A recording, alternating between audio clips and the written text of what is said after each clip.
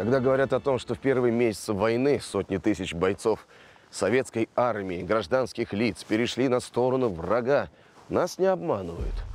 Но говорящие это, как правило, умалчивают, что партизанское движение на оккупированных территориях, имевшее место в годы Отечественной, по масштабу, упорству, подъему, также не имеет аналогов в русской истории.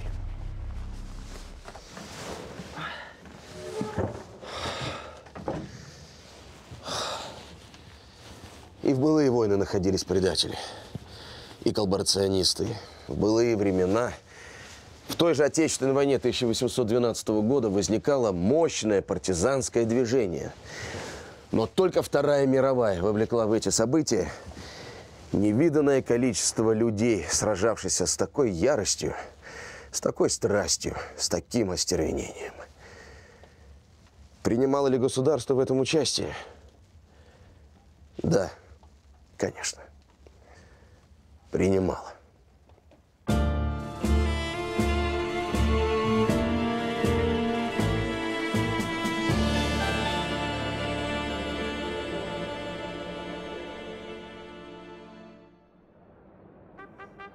On July 3rd, 1941, Stalin addressed the Soviet people.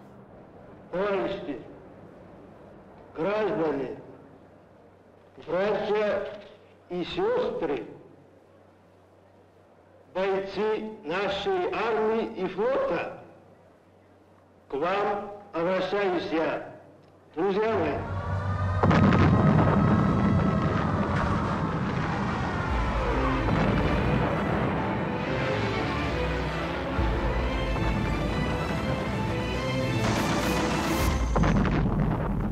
Занятых врагом районах нужно создавать партизанские отряды,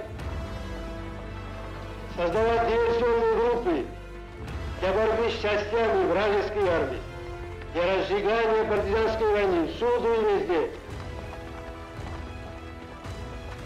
для взрыва мостов, дорог, порчи телефонной и телеграфной связи, для поджога лесов, складов, обозов, в захваченных районах создавать невыносимые условия для врага, преследовать и уничтожать их на каждом шагу.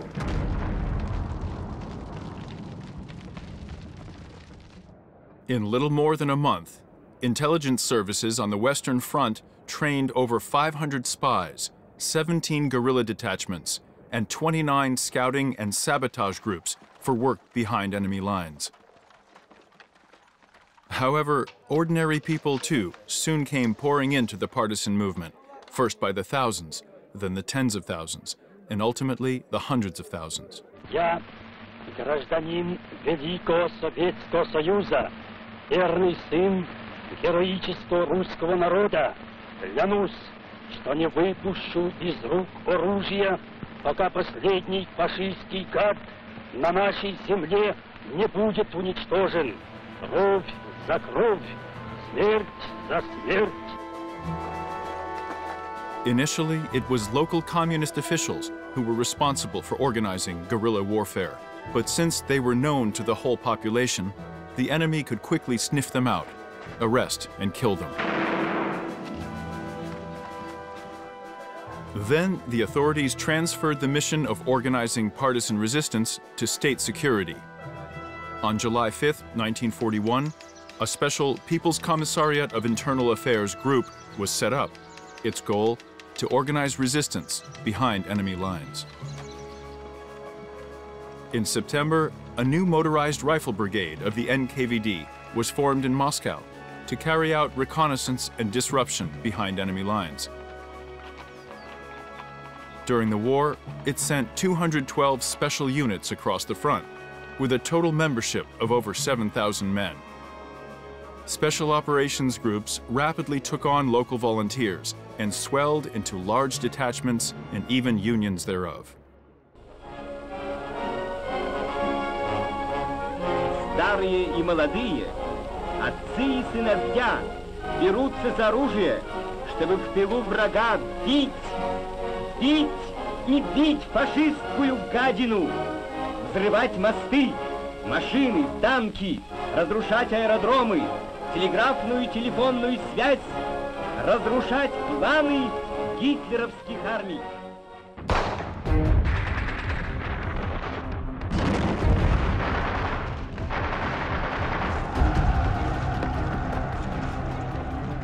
By the end of 1941, over 90,000 partisans had risen to meet the enemy. In total, during the war years, some 6,200 partisan detachments and underground groups were active, and over 1 million partisans and resistance supporters took part in them.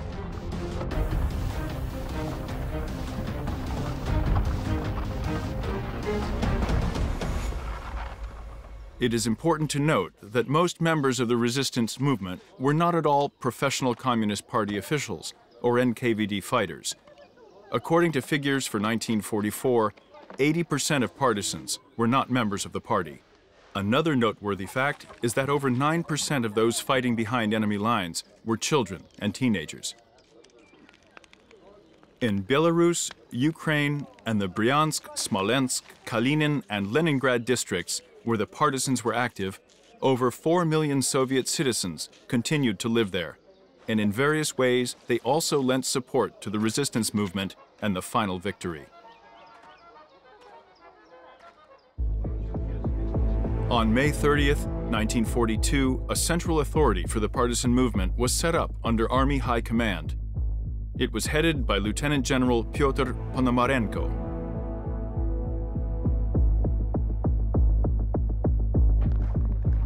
Incendiary grenades, portable mines, and radios began to arrive in occupied territory. This cargo was delivered by air, often landing at airfields set up deep in the forest. In 1943, the partisans were made equal to army soldiers. Their commanders began to be assigned officer ranks, all the way up to general. The legendary fighters Kovpak and Vershegora were promoted to Major General.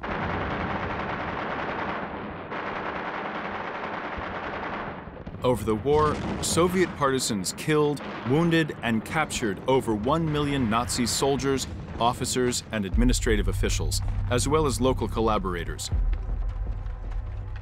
That is more men than the Germans needed to occupy entire European countries. Just imagine the scale of these endeavors. Think what heroic feats were accomplished then.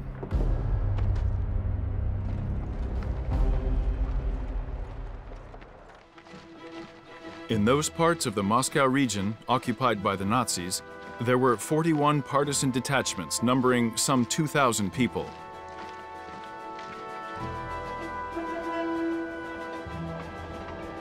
In an attempt to paralyze the partisan movement outside Moscow, German command brought 5 divisions in from the front.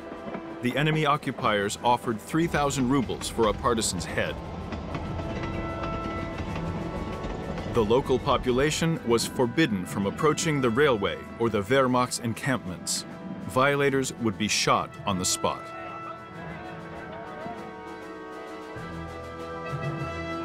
Few know that in the fall of 1941, an entire partisan region was formed in the Leningrad district. It was a liberated territory behind enemy lines, 120 by 90 kilometers.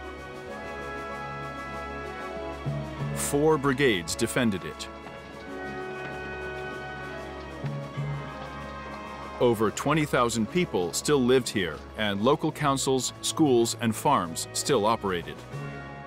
Astonishingly, Soviet authority survived here for an entire year. Only in the fall of 1942 were the partisans forced to retreat under the Germans' punishing campaign against them.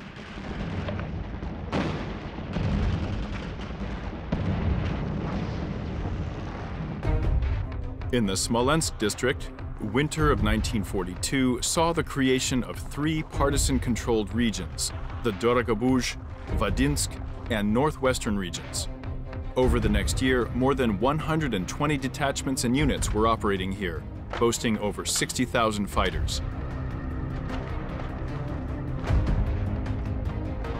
They made an effort to attack railways, and train shipping was disrupted en masse across a large territory. One noteworthy aspect of the Smolensk fighters' efforts was that they constantly worked in tandem with regular Red Army units.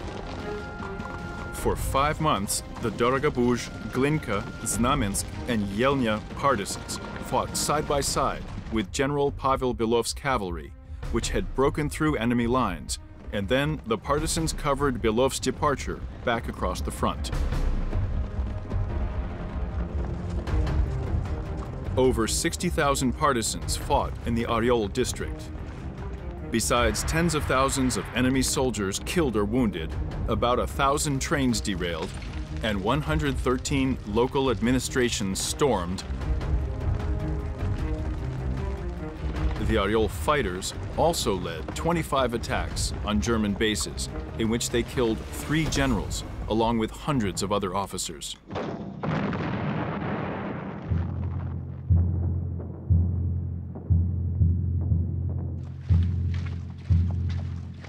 In the Kursk district, 2 partisan brigades were active.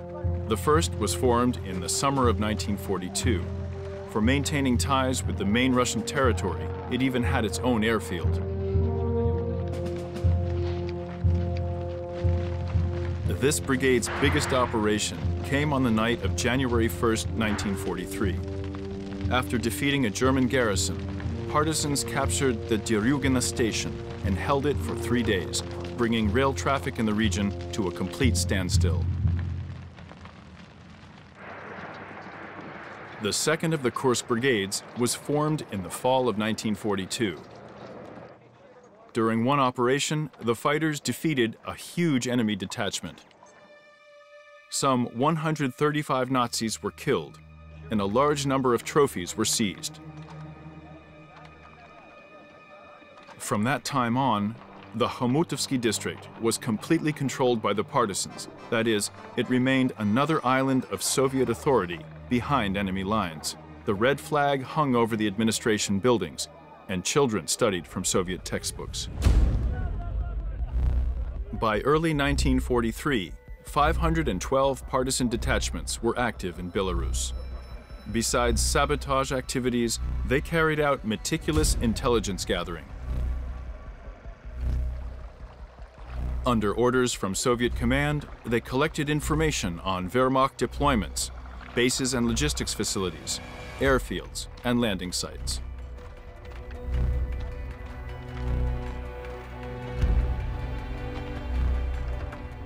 They precisely determined the state of Belarus railway infrastructure and how many shipments were moving by train, and they described the German army's defenses.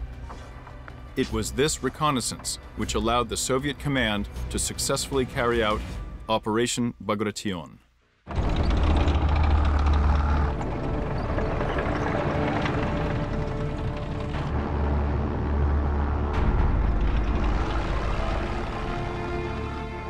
The Belarus resistance had nearly 400,000 people in its ranks.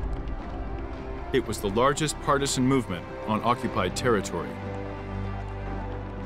Belarusians made up 200,000, Russians 54,000, and the rest included Ukrainians, Jews, and Poles. Over 45,000 women fought in occupied territory. The partisans who laid mines would alone be worthy of a whole movie, or even an entire television series. Laying mines was no easy task. In fact, it was an extremely risky operation, and one that demanded technical skills. The Germans were not an easy foe. They not only guarded the roads and carried out punitive operations, but they also resorted to various tricks, such as putting empty platforms in front of the locomotive, or they let a test train go out in the morning before dispatching the rest of their shipments. Nevertheless, the partisans quite often managed to outwit the Germans. They spent a long time scouting out the railway and choosing the best place to approach it. The process sometimes took several days. One must realize what danger partisans faced in laying these mines, which could go off at the slightest touch. There are myriad examples of incredible courage, ingenuity, and perseverance, whether in the Smolensk or Kursk regions, or Belarus and Ukraine.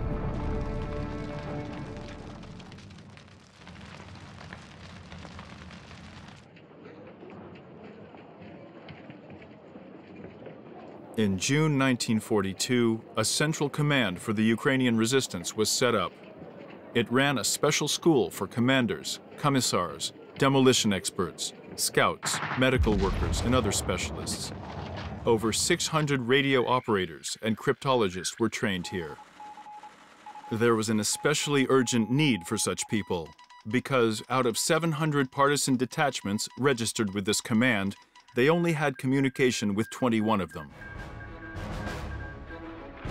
In November 1942, the State Committee passed a special resolution taking note of the resistance movement in the western regions.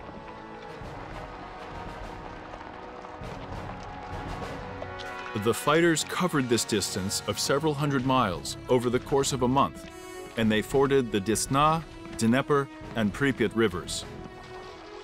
During this raid, Saburov's men smashed Nazi bases in 6 provincial capitals, and they destroyed 29 road and railway bridges. During this raid, Saburov's men smashed Nazi bases in 6 provincial capitals, and they destroyed 29 road and railway bridges.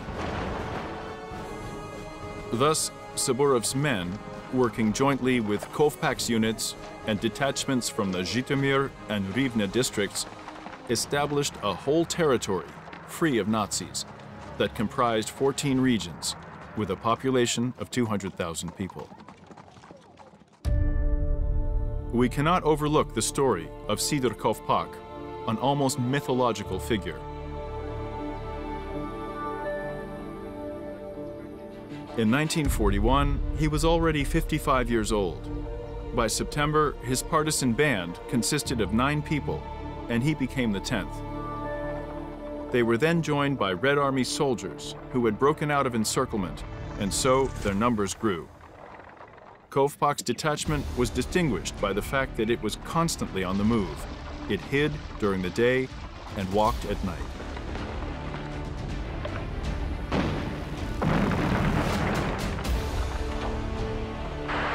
Small German detachments and bases were destroyed without exception. In the spring of 1942, on Kovpak's very birthday, he took the town of Putyvl. In the summer of 1943, his union of fighters made a raid across the Carpathians. As a result of their operation, the enemy was long hindered from delivering men and material to the Kursk Bulge. In February of 1944, Sidor Kovpak's guerrilla detachment got a new name, the 1st Ukrainian Partisan Division. It carried out 2 more successful raids, first in western Ukraine and Belarus, and then in Poland. They moved over 10,000 kilometers deep behind Nazi lines, fighting the Wehrmacht, elite SS forces, and Banderites. Here we come to one matter that is repugnant to speak about, but which we cannot remain silent about. Over and over again, the story of Bandera and his fighters has come up, who supposedly fought against both Hitler and the Soviet regime, so that the Ukrainian people could somehow be free of both. But there is something that people need to know about this.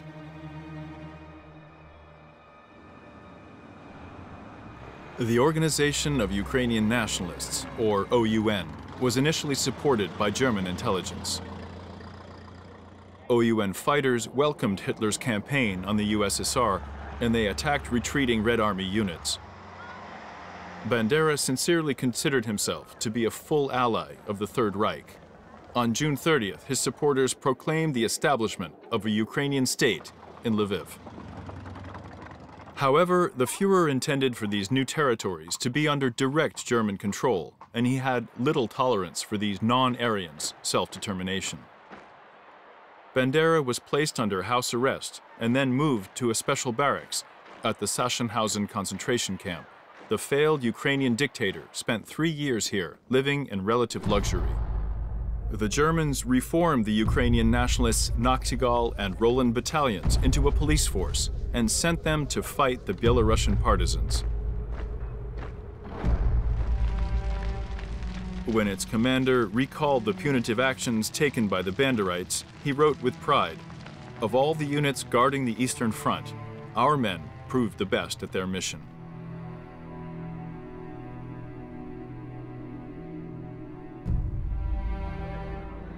The armed clashes between the Banderites and Germans can be counted on one hand, and they were of negligible importance.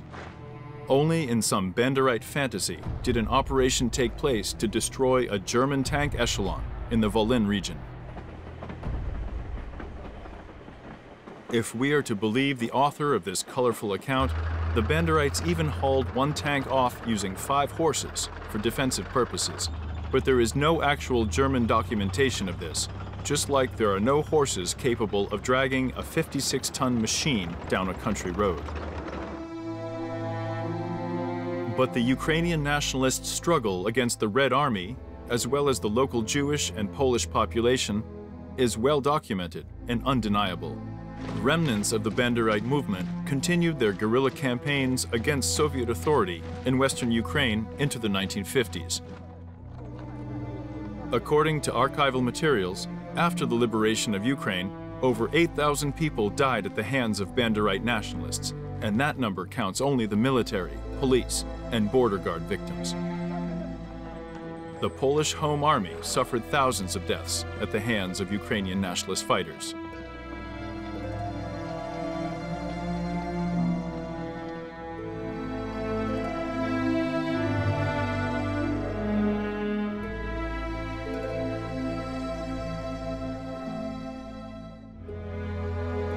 And what of the numbers of peaceful civilians who were accused of pro-Soviet sympathies?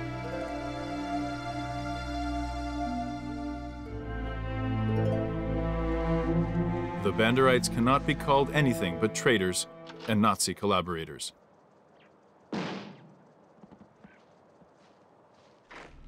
They made up their claims of battles fought against the Germans and victories won over them as a shameless and vile lie.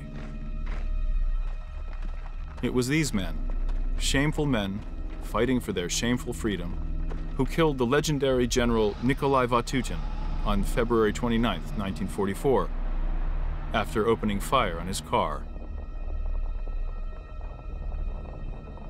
How many German generals did these monsters ever kill? None.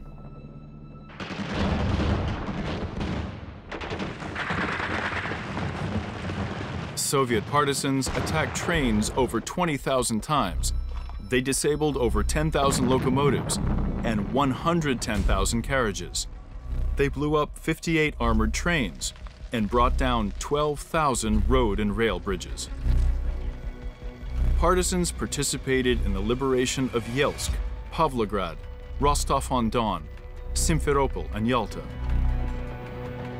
They were able to liberate a number of small towns and settlements on their own before regular troops arrived.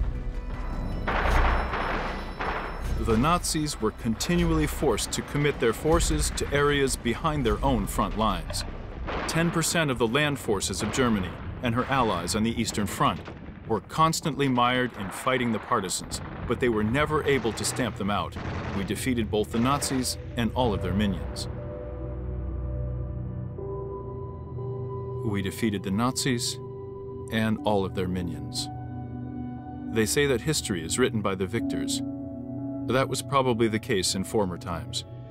Today, we find that history is rewritten by the vanquished in their favor, and it is not immediately clear how one should deal with them. Debate them? Well, you can't win any arguments with them. Ignore them? Yet, they are warping the minds of more and more people. What should we do? Grandpa Kovpak, tell us.